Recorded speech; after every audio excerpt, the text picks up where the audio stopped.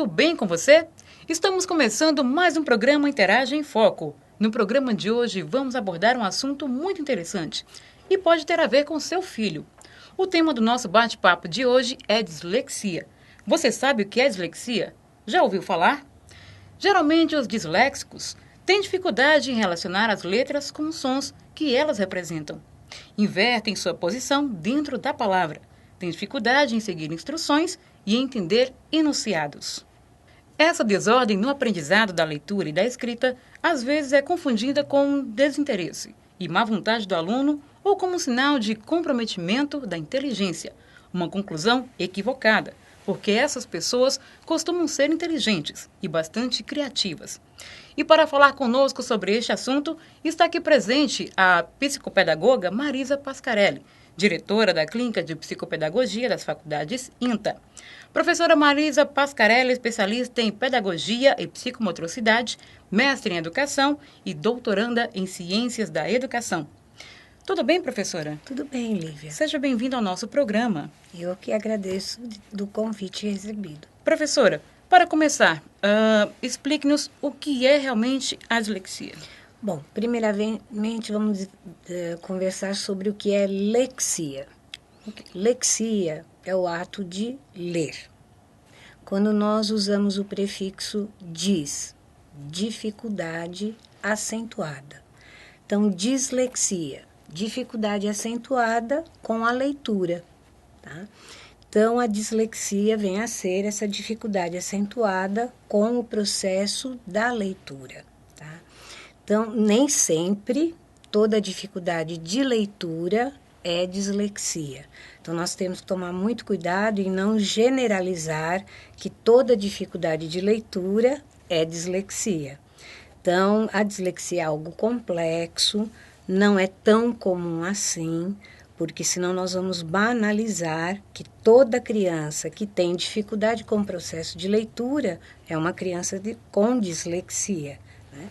E nós só podemos falar em dislexia após essa criança ter se apropriado de todo o processo de construção da leitura. Como a nossa língua é uma língua complexa, nós só vamos poder falar em dislexia por volta dos 9, 10 anos de idade, quando ela já se apropriou de todo este processo complexo que é a língua portuguesa. Seria, então, uma data específica para identificação? Não tem uma data específica, mas teria, sim, dentro do processo, né, de escolarização, nós poderíamos dizer em torno do 5º ano do ensino fundamental, 4º, 5º ano do ensino fundamental, nós poderíamos começar a falar ou nos preocupar desta criança estar apresentando uma dislexia. Mas podemos falar numa pré-dislexia, que ela começa a nos dar sinais a partir já da educação infantil. As dislexias de desenvolvimento, por exemplo, essas que aparecem na infância, são todas iguais? Não, não são todas iguais, porque nenhum ser humano é igual, né? Todo ser humano é único e singular. Então, os sintomas, né, os sinais são diferenciados. Mas, segundo os estudiosos, os cientistas que estudam a dislexia, eles concordam em alguns aspectos, né? Então, toda pessoa que é portadora de dislexia, ela tem, aí na pré-dislexia, sintomas semelhantes. Então, ela tem dificuldades com a coordenação motora ampla, fina, equilíbrio, noção espaço-temporal, ritmo, noção de direita e esquerda. Então, essas questões que nós chamamos de estrutura da aprendizagem, já na educação infantil, ela dá esses sinais bem evidenciados. Considerando cada grupo isoladamente, professora, existe um padrão de dificuldade que se manifesta em todas as crianças, por exemplo? Bom, existem estes das estruturas, ritmo, equilíbrio, coordenação motora, que começa a chamar atenção. Se nós não dermos atenção devida, né, a esses sinais, tá? Então, a criança que tem muita dificuldade de atenção e concentração, que na parte da memorização, ela aprendeu agora uma memória imediata, uma memória a curto prazo, ela esquece com muita facilidade. E aí vem os rótulos. Ela é muito desatenta, parece estar no mundo da lua, né? São sinais que nós precisamos estar atentos. Não necessariamente ela é disléxica, mas são sinais que começam a mostrar que algo não está tão bem assim. E quando ela chega no período que ela começa a mostrar interesse, né, pelos signos, que são as letras, são os números, e aí ela começa a inverter tudo. Por exemplo, B por D, P por Q, né, e ela teve toda essa preparação, ela fez a educação infantil, ela passou por todas as etapas, não foi queimada nenhuma etapa, teve um ambiente sociocultural benéfico, mas ela começa a apresentar cada vez mais, né, dificuldades acentuadas, isso nos leva a precisar de uma avaliação de uma equipe multidisciplinar. Porque não é tão simples assim, tá? Então, precisa de vários profissionais para essa avaliação, para se levantar a hipótese. Muito bem. Professora, a senhora acabou de dar umas dicas em relação à identificação, né? Por isso que os pais, geralmente, também eles têm uma certa dificuldade em identificar isso nos filhos. A senhora poderia repetir, então, para a gente essas pequenas dicas em relação a como identificar? Aquela criança que, todo mundo diz, como essa criança é estabanada, né? Tudo deixa cair da mão, esbarra em tudo, sabe? Começa a correr, cai, né? Não se mantém em equilíbrio, vai saltar, não consegue, vai pular, perde o equilíbrio, cai. Ela sabe que sempre eu guardo, vamos supor, né, na cozinha o açúcar na mesma prateleira, no mesmo lugar, e toda vez que eu peço para ela pegar, ela chega, olha, diz, não acho. E aí quando eu vou lá, digo, mas está aqui. Eu não consegui ver. Né? Então, são pequenas coisas que começam a chamar atenção. E aí, né, nós vulgarmente dizemos, ela tem preguiça, ela é desatenta. Não, ela está dando sinais para os adultos de que algo não está bem. Muito bem, muito importante. Professora, na sua opinião, crianças com dislexia devem frequentar uma escola comum e priorizar o aprendizado oral enquanto fazem o tratamento específico? Sim, ela deve, porque essa criança não tem nenhum déficit cognitivo, tá? A criança que tem dislexia, ela é uma criança normal, tá? É uma criança que tem um potencial cognitivo espetacular, às vezes até acima da média. Tá? Então, ela tem que estar numa escola regular, como qualquer outra criança. Agora, sistemática de avaliação, muitas vezes prioriza-se a avaliação oral, né? Porque ela se sai muito bem, né? Inclusive, no nosso país, no Brasil, existem leis que amparam essas crianças para esse tipo de avaliação oral. Então, o Ministério da Educação, os conselhos estaduais de educação, eles dão este suporte legal para essas crianças, né? Essas crianças, esses jovens, esses adultos, né, que têm dificuldades com a leitura, mas se saem maravilhosamente bem oralmente. Então, eles têm, por lei, esse amparo. Né? Então, eles frequentam normalmente a escola regular. Nós temos médicos, nós temos doutores, nós temos engenheiros nas mais diversas áreas que têm dislexia e são profissionais espetaculares. Professora, como costuma ser o quadro da evolução dessas crianças quando os casos são bem orientados? São quadros, quer dizer, quem é disléxico para sempre, tá? Só que nós não temos que ver a dislexia, nós temos que ver a pessoa, Tá? Então, existem intervenções adequadas para essa pessoa, para ela poder conviver com isso, mas ser muito feliz, aprender e ter um futuro brilhante. Tá? Então, nós não temos que ver a dislexia, mas a pessoa que tem dislexia. Porque quando você vê o problema, você não permite que aquele sujeito evolua.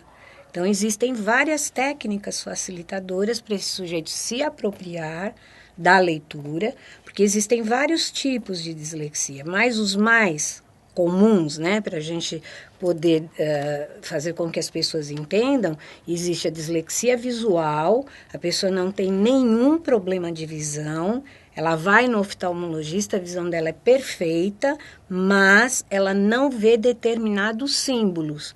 Então, vamos supor aqui, vamos dar um exemplo. Para ela não existe a letra B, visualmente.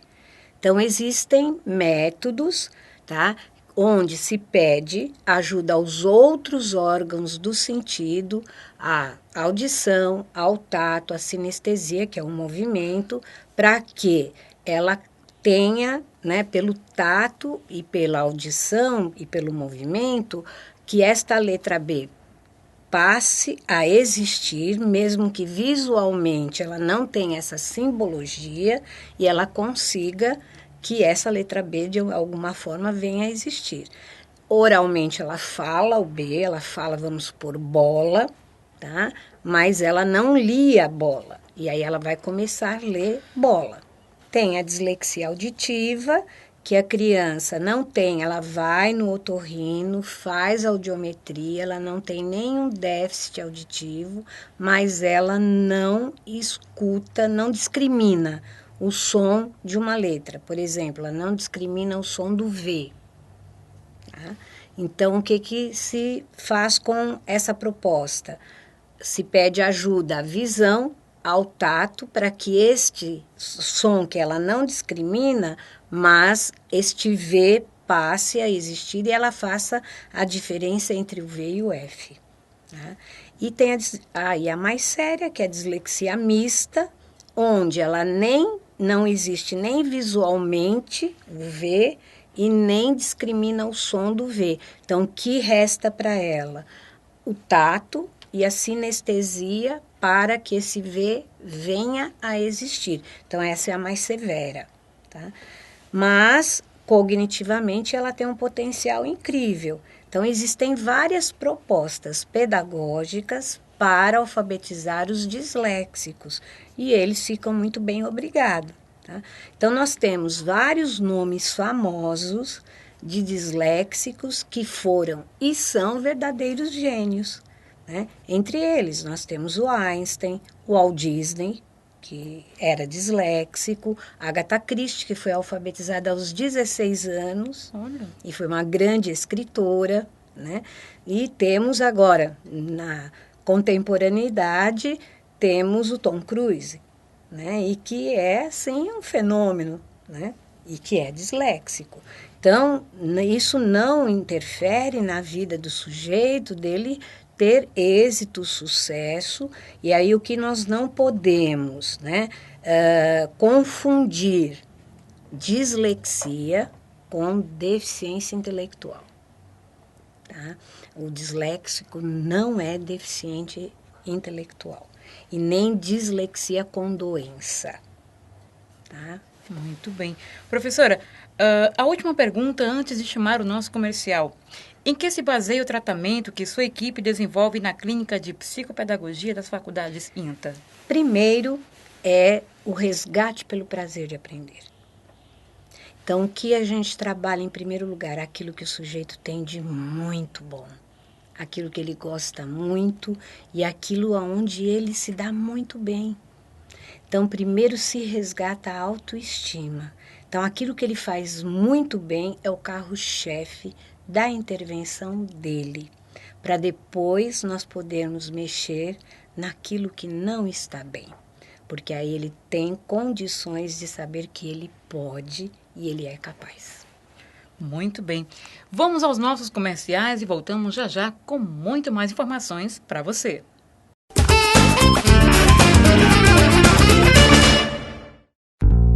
Sobral Meu Canto, um programa que retrata o cenário da música cearense com foco em artistas sobralenses desvendando os talentos da região.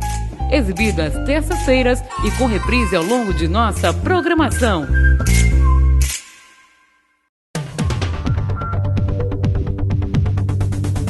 Vitrines da Vida, um programa que aborda fatos e aspectos comuns da vida real. Um programa que nos traz reflexões e análises a respeito do modo de vida das pessoas. Não percam o programa Vitrines da Vida, exibido às quartas-feiras e reprisado ao longo de nossa programação. Apresentação, Capelão Gerson Pires.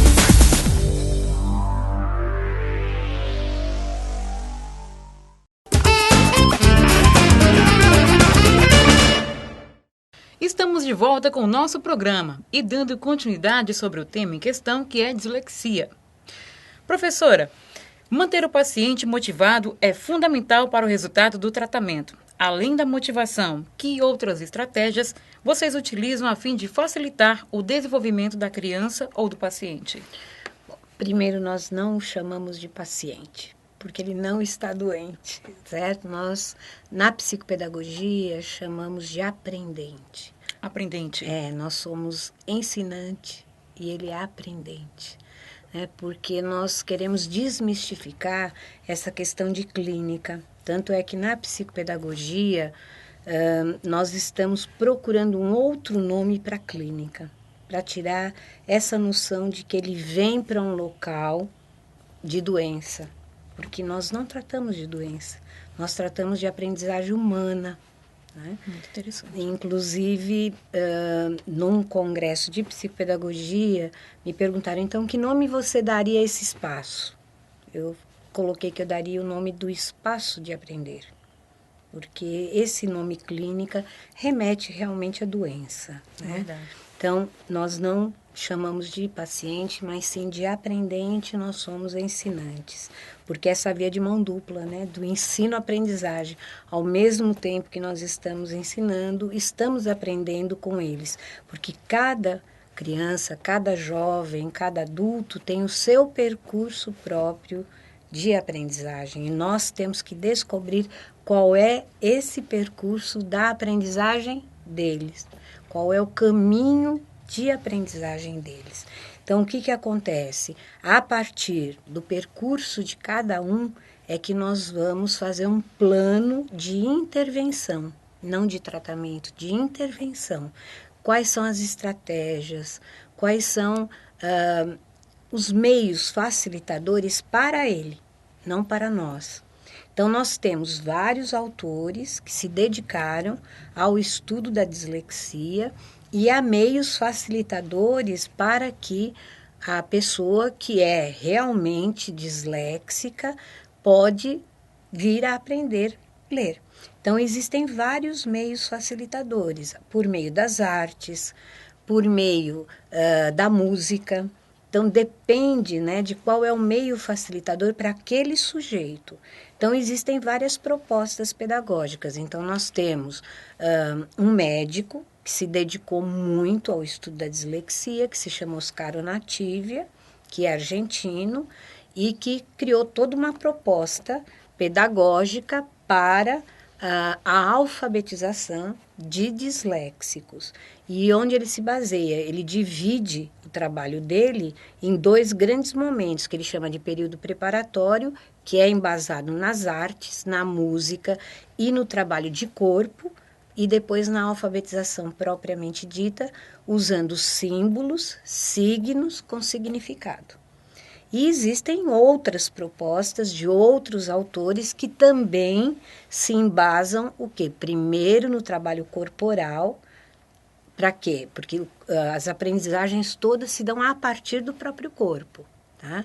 Para depois se ter a noção de espaço, de tempo, de ritmo, de equilíbrio, para depois passar para o papel. Tá? Então, nós temos propostas de outros psicomotricistas e psicopedagogos, temos propostas do Ajúria Guerra, da Gisele Subirã, então tem várias propostas, sempre começando pelo corpo. Então, são exercícios de grande proporção para depois chegar na miniaturização, que é o papel. Professora, e em relação, ou sob sua ótica, é importante a participação dos pais estarem sempre presentes com os filhos? Com certeza, porque não existe trabalho isolado, né? Então, tem que existir um trabalho em conjunto com a família e com a escola. Então, nós temos que fazer esse trabalho, né, em rede, porque não adianta você se fechar, né, no seu espaço, né, você e o seu aprendente, você e essa pessoa, e esquecer que ele é o sujeito da escola, o sujeito da família. Então, é um trabalho que tem que ser feito em equipe, para dar certo. Se considerarmos a qualidade de ensino de muitas escolas públicas, provavelmente grande parte dessas crianças acabam não sendo alfabetizadas e desistem de estudar. Então, de que forma pode-se estimular a capacidade de leitura dessas crianças? Então, esse é o nosso grande desafio, né? Então, por exemplo, a maioria dos nossos alunos, dos nossos estudantes de psicopedagogia, quando eles chegam na época do estágio, tá? É o que eu sempre digo, né? Essa é a hora da sua parcela de responsabilidade social. E onde eles vão fazer estágio é na rede pública. Tá? Por quê? Porque a única oportunidade que essas crianças têm de ter um psicopedagogo e um psicopedagogo bem formado para poder dar suporte tanto para os professores, quanto para a família e quanto para essas crianças. Tá? Para poder levar meios facilitadores, né, para esses professores, para a família e para essas crianças. E no estágio clínico, nas faculdades INTA, na clínica nossa da faculdade, nós atendemos somente crianças da rede pública para o estágio. Justamente essas crianças que apresentam as maiores dificuldades, que é justamente a oportunidade única que eles têm, né, de um atendimento de qualidade. E nós temos tido assim resultados surpreendentes e dando assessoria, né, para essas escolas, capacitação para os professores, para eles entenderem a diferença de dificuldade na aprendizagem para dificuldade de aprendizagem, porque dificuldade na aprendizagem todos nós temos. Senão não existiria escola. Porque todo assunto novo é difícil. Desde a criança pequenininha até mestrado, doutorado, tudo que é novo é difícil. Para isso existe escola.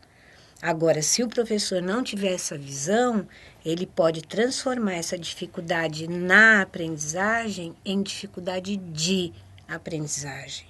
Então, a criança vai, se retrai, não pergunta mais, porque tem medo do professor, tem medo dos coleguinhas que ficam brincando, ele não sabe, e aí ele se retrai, e aí se transforma em dificuldade de aprendizagem. E aí camufla, achando que essa criança, ela tem dificuldade acentuada de leitura, de escrita, e às vezes não é nada disso, é só a vergonha de perguntar.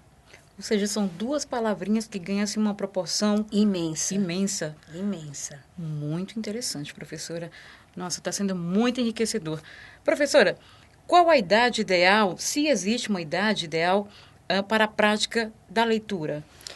Bom, hoje nós estamos enfrentando assim um grande problema. A antecipação desmedida, tá, da alfabetização. Tá? Na evolução do ser humano, do desenvolvimento, né, do ser humano, ainda isso não mudou. Tá? Os neurologistas escrevem ainda hoje que todo ser humano tem maturidade neurológica para se apropriar da leitura e da escrita em torno, lógico que tem as diferenças individuais, em torno dos 6, 7 anos. Então, aí nós estamos nos deparando com uma antecipação desmedida, um desrespeito pelo desenvolvimento infantil e estamos observando que cada vez as escolas estão alfabetizando mais cedo as crianças. Em torno de 4 anos, 5 anos, essas crianças já estão se apropriando da leitura, da escrita. E aí o que a gente observa? Que a criança, quando entra no ensino fundamental, que o primeiro ano hoje é a alfabetização, essas crianças já entram totalmente alfabetizadas e com um desprazer imenso em relação à leitura, onde deveria ser o contrário. Quando eu sei ler, eu deveria ter um prazer imenso, porque a autonomia, a independência. E as crianças choram porque não querem ler. Por que será? Porque eu desrespeitei o desenvolvimento infantil. A criança pequena, ela aprende brincando. E ela mostra para você a hora certa para ela começar a ler. Porque ela começa a dizer, o que está escrito aqui? Que letrinha é essa? Aquela fase da curiosidade. Exatamente. E a gente desrespeita. Professora, a senhora poderia dar um exemplo, por exemplo, de como se deve trabalhar com essas crianças? Por exemplo, em casa, o que os pais poderiam fazer para ajudar? Brincar, contar histórias. A criança adora história. O maravilhoso mundo da fantasia é super importante para a criança na primeira infância, porque através das histórias, dos contos infantis, na idade certa, a criança resolve uma série de problemas dela. Então, brincar é a estrutura vital do ser humano. Uma criança que não brinca, provavelmente será um adulto repleto de problemas. E ela precisa da família. A família é o referencial maior, é o porto seguro da criança. Muito bom. Professora, gostaria de agradecer sua presença aqui mais uma vez no nosso programa. Deixo o espaço aberto para a senhora fazer suas considerações finais e fique à vontade. Bom, eu queria dizer aos pais que cuidem das crianças como crianças e que sempre que eles tiverem oportunidade, que eles estejam junto com seus filhos, brincando, acompanhando o desenvolvimento infantil e que curtam muito essa fase, porque ela não volta mais. Obrigada, professora. Obrigada a você, Lívia. Chegamos ao final do nosso programa. Essa foi mais uma realização da TV Interaja. Essas e muitas outras reportagens você acompanha aqui. Acessem o www.tvinteraja.com.br. Interaja conosco também no facebook.com/portal Interaja. Até a próxima!